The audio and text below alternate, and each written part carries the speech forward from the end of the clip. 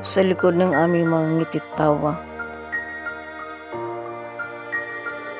ay mga kwento ng hirap at pakikibaka. Hawakan mo ang aming kamay at damhin ang gaspang ng aming palad.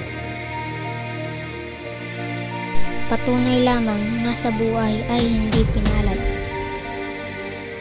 Sa murang edad, kailangan na namin makipagsapalaran.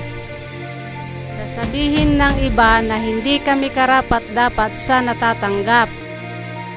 Ipangsusugal lang naman daw namin o bisyo ang tulong pinansyal na matatamo.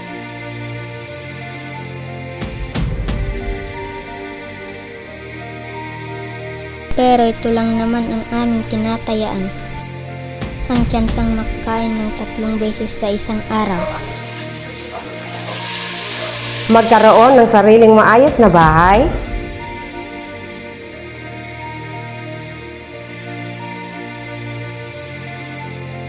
Makapagtapos ng pag-aaral ang mga anak.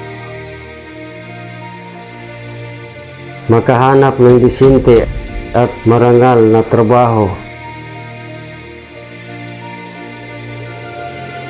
May tawid ang araw-araw na hindi kami kakaba-kaba. Dahil tulad mo, tulad nyo, kami hinamon lamang ng buhay. At ang tugon namin sa hamon, tapang,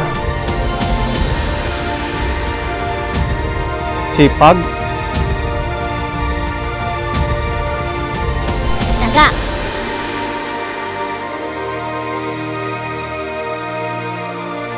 Hiling nami bahagya lang namang alalay dahil ginupo kami ng kahirapan.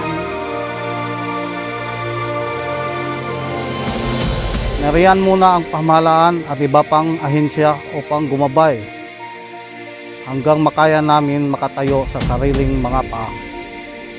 Dahil ipinanganak man kaming mahirap. Hindi kami tamad.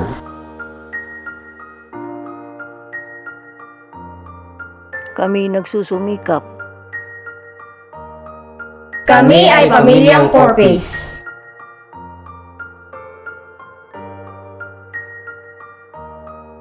abot kamay ang pangarap dahil sama-sama.